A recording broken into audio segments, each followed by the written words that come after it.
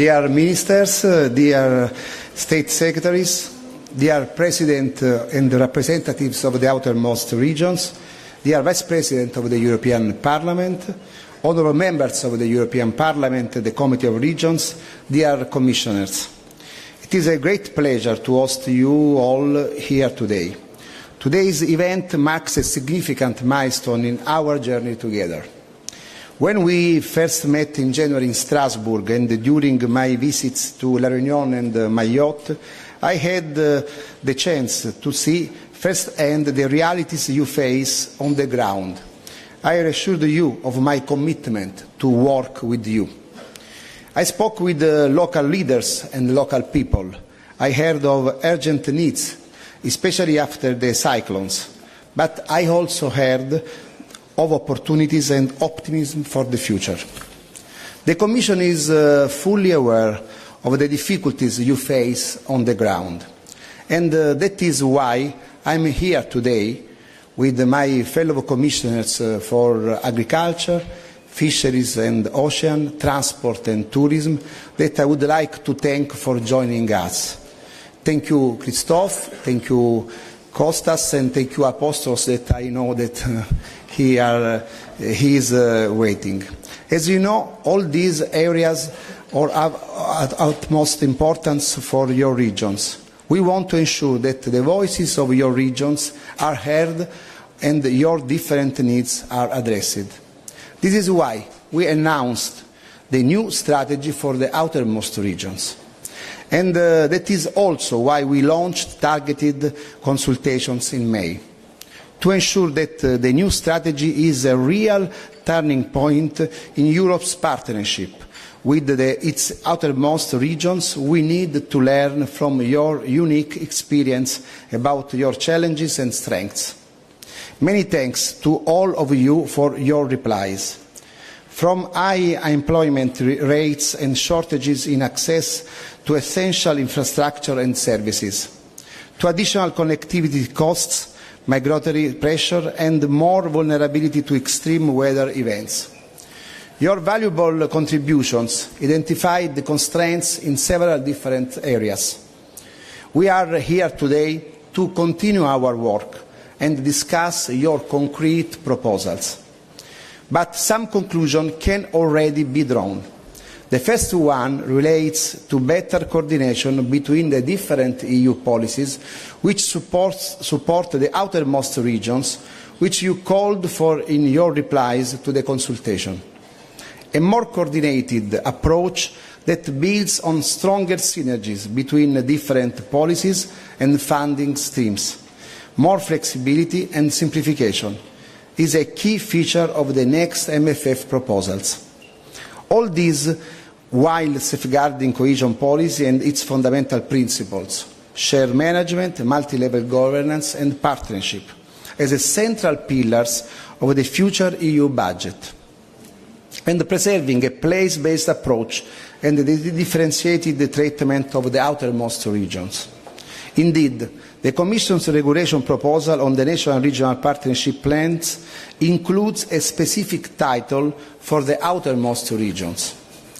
Under the proposed legal rules, Member States must include tailored measures specifically designed to provide for the outermost regions specific needs and challenges such as food security, housing, sustainable transport, water and waste management, energy, employment, education and skills, social inclusion, migration, climate resilience, access to healthcare, digital connectivity and economic development.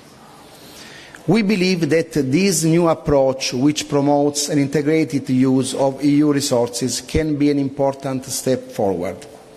But the Commission's MFF proposal is just the first step. We still have a long road ahead of us. The proposals are now being discussed by the Council and the European Parliament, and the new strategy for the outermost regions can feed into these discussions and help to shape the upcoming programming negotiations. With this, I move to my second message to you today. Since the beginning of this mandate, the Commission has adopted several initiatives to support your regions, from the European Ocean Pact to the Commission's proposal to mobilise financial support from the European Union Solidarity Fund to assist Mayotte and La Réunion following the cyclones, which has just been confirmed by the Parliament and the Council last week. Several examples come to my mind, but allow me to focus on the mid-term review of cohesion policy. With its 5 priorities goals, competitiveness, energy transition, affordable housing, water resilience and defence, so relevant to your region's realities and assets, the mid-term review is an important opportunity for the outermost regions. And I am delighted that so many of you are using the opportunity. But more needs to be done, and that leads me to my second conclusion. With your strategic location in the Atlantic Ocean, the Caribbean Basin, South America and the Indian Ocean, you are Europe's ambassador in the world. The objective of the new strategy to be adopted in spring next year is to reshape our strategic partnership with your territories in order to align it more closely with our common political priorities and emerging challenges brought by the current geopolitical context. In an increasingly challenging world, the outermost regions have a key role to play. They grant EU's access to their extensive maritime economic zones, critical sea lines and trade routes. They extend EU's presence in important geostrategic areas and reinforce Europe's position as a global actor. Dear guests, our preparatory work for the upcoming strategy has already started. But as we were moving forward, it became clear to me that further action is required to fully increase your potential. So, the Commission will also be proposing a regulatory simplification package in the second quarter of 2026. The aim is to introduce targeted adaptations and derogation into existing sectoral legislation, thus reducing regulatory burden and removing bottlenecks to your development.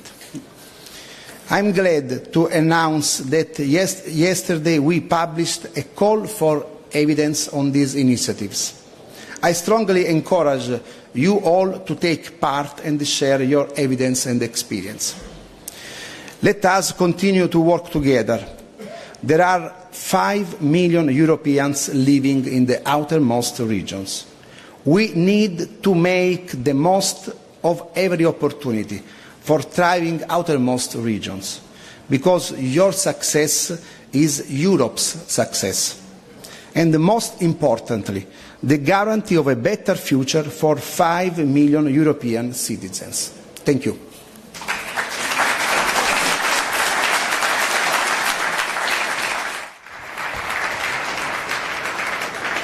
Thank you very much, EVP Fitto, and also thank you for hosting this event.